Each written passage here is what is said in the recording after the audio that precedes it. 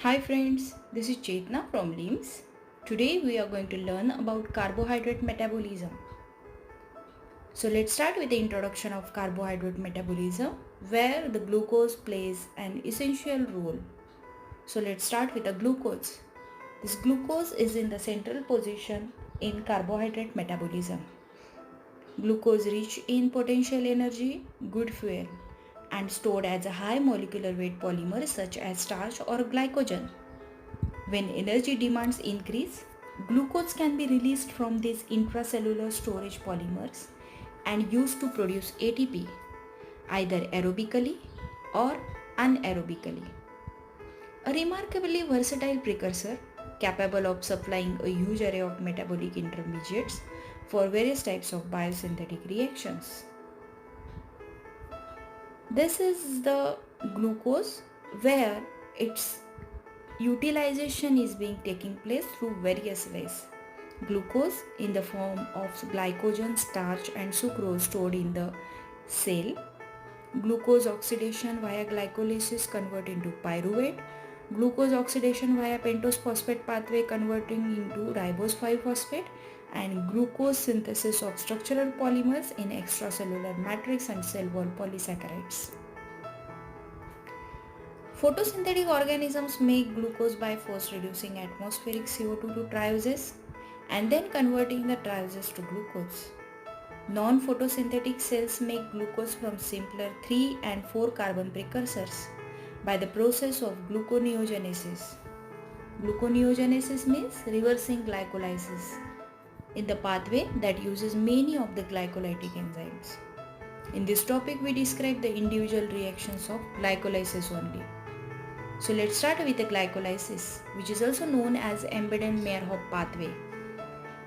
The term glycolysis is evolved from the Greek word glykis, that is a sweet or sugar, and the lysis is nothing but the splitting. That means the splitting of sugar molecule is known as glycolysis.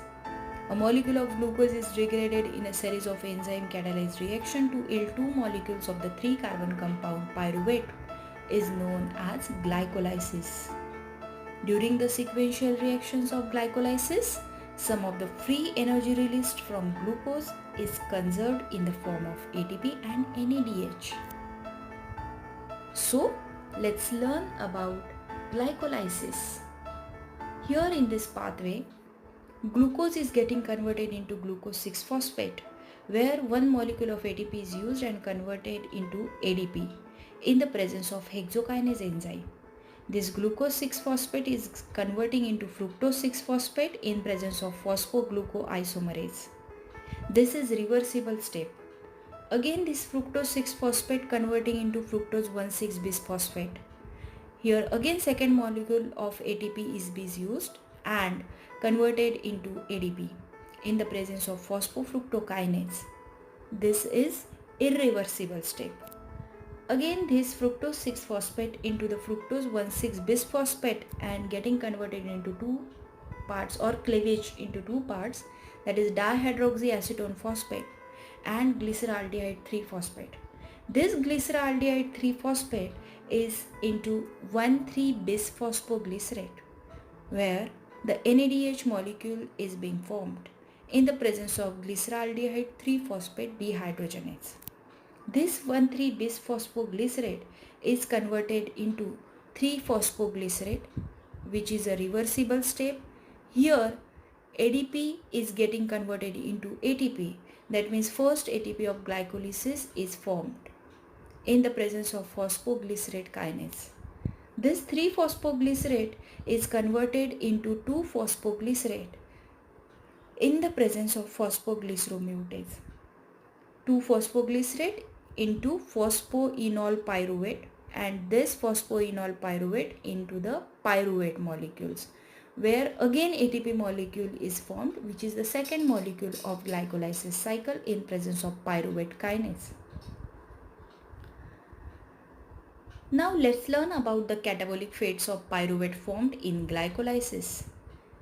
This glucose via glycolysis 10 successive reactions converted into 2 molecules of pyruvate. These 2 molecules of pyruvate either act in the anaerobic conditions or aerobic condition. In anaerobic condition, this pyruvate molecule getting converted into 2-lactate and 2-ethanol plus carbon dioxide molecules. And in aerobic condition, it releases carbon dioxide converting into 2-acetyl-CoA. This 2-acetyl-CoA via citric acid cycle converting into carbon dioxide molecules and water molecules in the animals, plants and many microbial cells under aerobic conditions. Now let's start the first step of glycolysis in detail. First step, phosphorylation of glucose. In this step, glucose is getting converted into glucose 6-phosphate. In presence of hexokinase enzyme, Mg2 plus ions are required for conversion of ATP into ADP. Mg2 plus shields the negative charges of the phosphoryl groups in ATP, making the terminal phosphorus atom an easier target for nucleophilic attack by an OH of glucose. So basically phosphorylation at C6 to yield glucose 6-phosphate with ATP as the phosphoryl donor. In the second step, conversion of glucose 6-phosphate to fructose 6-phosphate. In this isomerization of glucose 6-phosphate and aldose to fructose 6-phosphate, that is ketose, is being taken place.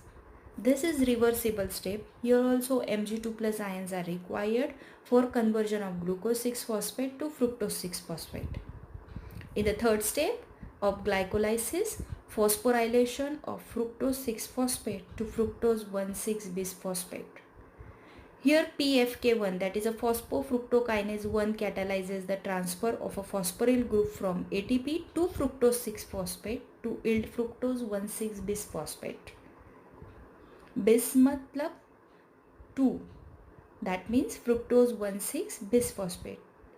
At 2 places phosphate group is present. Here ATP molecule is being used. It is converted into ADP in presence of PFK1. In the fourth step, cleavage of fructose 1,6-bisphosphate in the presence of aldolase in the dihydroxyacetone phosphate and glyceraldehyde 3-phosphate. Now here fifth step, interconversion of the triose phosphates. This dihydroxyacetone phosphate in the glyceraldehyde 3-phosphate in presence of triose phosphate isomerase enzyme. In the sixth step, that is a pay-hop phase, is being starting. The first 1 to 5 steps are preparatory phase of glycolysis, and from step 6 onwards it's a payoff phase. In the sixth step, oxidation of glyceraldehyde 3-phosphate to 1,3-bisphosphoglycerate. This oxidation is taking place in presence of glyceraldehyde 3-phosphate dehydrogenase, where the NADH molecule is formed. In the seventh step, phosphoryl transfer from 1,3-bisphosphoglycerate to ADP.